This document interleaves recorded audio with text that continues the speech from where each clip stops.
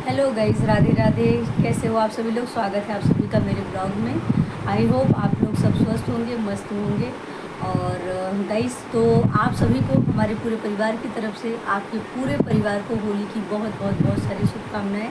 छोटी होली, उसके बाद बड़ी होली है ना, दोनों। हाँ, ये रंग पंचमी और होलिका दहन है ना, दोनों चीज़। तो आज का टॉपिक भी इसी से रिलेटेड है कि आज मैं आप लोगों के सामने होलिका दहन की जो स्टोरी है, कि कहानी है, कि इतिहास बोलते हैं ना, जैसे कि होलिका दहन क्यों मनाया जाता है, किस रीज़न से मनाया जाता है। तो हमने तो खाली इतना ही सुना है कि होलिका माता हैं जो वो प्रहलाद जी को लेके अग्नि में बैठ गई थी, जल गई थी, इसी की वजह से होलिका दहन मनाया जाता है।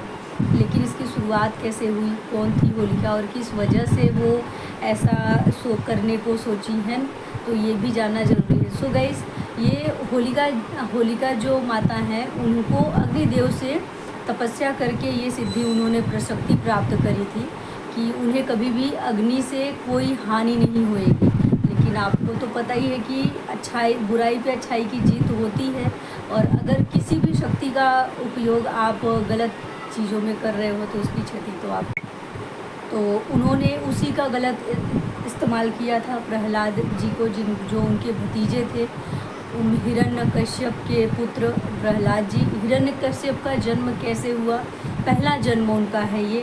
भगवान विष्णु के जय और विजय, ये दो द्वारपाल थे जिनको गुरु मतलब श्रापित थे। वो श्राप की वजह से उन्हें तीन जन्म लेने थे, जिसके बाद ही उनको मुक्ति मिलती और फिर वापस से वो क्षीर सागर में भगवान विष्णु के पहरेदार बन सकते थे। तो उनका पहला जो जन्म था, आप लोगों को जैसा कि पता ही होगा कि हिरण्याक्ष और हिरण्यकश्यप दो भाई थे, और ये उनका पहला जन्म हुआ। दूसरा जन्म उनका रावण और कुंभकर्ण के रूप में हुआ, और ये तीसरा जन्म जो है वो शिशुपाल और दंतवक्र के रूप में उनका तीसरा जन्म था, जिसका भी उद्धार भगवान श्री कृष्ण ने किया था। और पहले जन्म में भगवान राम बन के आए, तब उनका उद्धार किए। पहले में तो विष्णु भगवान यानी कि नरसिंह का रूप लेके उनका वध किए थे। दूसरा भगवान राम के रूप में, और तीसरा कृष्ण के रूप में उनका संहार किए थे। उसी के बाद उन्हें मोक्ष भी मिल गया था। तो ये कहानी हमने सुनी थी, तो हमें लगा कि आप लोगों के साथ भी शेयर करनी चाहिए।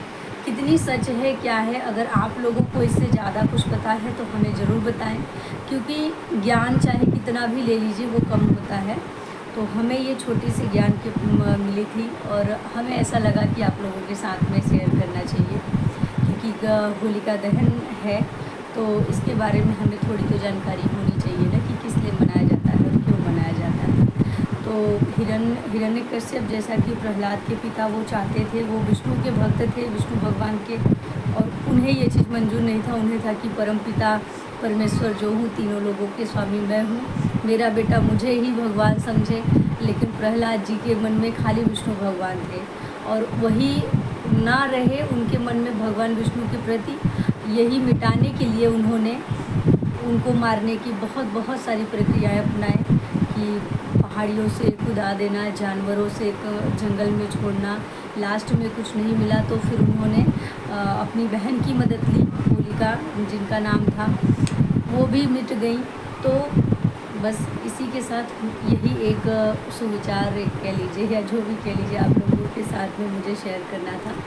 कैसा लगा कमेंट करके ज़रूर बताना। अच्छा लगा या कुछ कमी रह गई हो तो आप अपने कमेंट के ज़रिए हमें बता सकते हैं।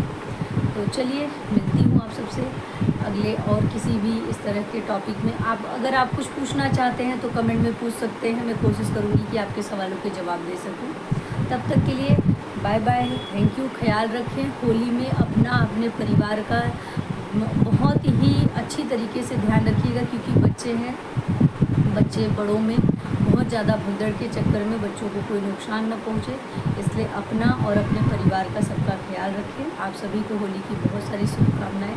हैप्पी होली, जय श्री कृष्ण, राधे राधे, बाय बाय।